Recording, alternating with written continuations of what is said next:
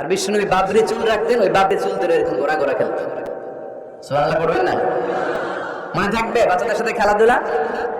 13 number, কঠিন কঠিন ইবাদত গুলো বাচ্চাদেরকে ঘরে প্র্যাকটিস করাবেন। যেমন রমাদানের রোজা যদি রাখতে চায় রাখতে দেন। এই যে এপ্রিল আসতেছে রোজা, অনেকে হুজুর পারবে না, ছেলে কয় পারুন, বাবা কয় পারবে না। টিভিতে আমাকে অনেক জায়গায় লাইভ প্রশ্ন করেছে যে হুজুর আম্মু আমাকে রাখতে দেয় না, আমার রাখতে মনে হচ্ছে, আমি কি করবো? আমি বলছি তুমি রাখা ফেলো। একদিন দুই দিন না খেয়ে থাকলে কোনো বাচ্চা মরে না, মিয়া মরবে? ওর যে স্পিরিটটা আছে এটাকে ইসলামের পক্ষে কাজে লাগাও। ও রাখতে চায়, আপনি বাচ্চা দেন কেন? বাচ্চা দেন না। আমি যখন খুব ছোট, আমিও রোজা রাখার জন্য জোর করতাম, খুব জোর করতাম। তো আমার দাদি আমার শিখাই দিত। আমি যখন স্কুলে যেতাম বলতো যে তোর রোজা রাখা লাগবে না, সারাদিন একটা কাজ করবি, তুই সকাল থেকে তোমার 12টা পর্যন্ত না খেয়ে থাকলে অর্ধেক রোজা, 12টার দিকে আইসা ইফতারি করে। তো আমার স্কুল ছুটি হতো 12টায়, আমি 12টার দিকে আইসা ইফতারি করে ফেলতাম।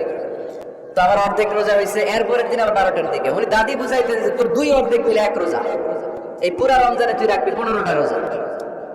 এরকম বুদ্ধি আছে না নাই? একেবারে ছোট্ট যারা যারা রাখলে আসলেই ক্ষতি হতে পারে, এদেরকে এইভাবে বোঝান যে অর্ধেক অর্ধেক 2 অর্ধেক মিলে একটা হবে। এরপরে একটু বড় হলে রাখতে চাইলে রাখার সুযোগ দিবেন। ছোট বাচ্চা, যে বাচ্চার আমল নামা এখনো শুরু হয় নাই, যত নেক আমল করবে সব বাবা মার আমল নামায় তুলে দেয় কে?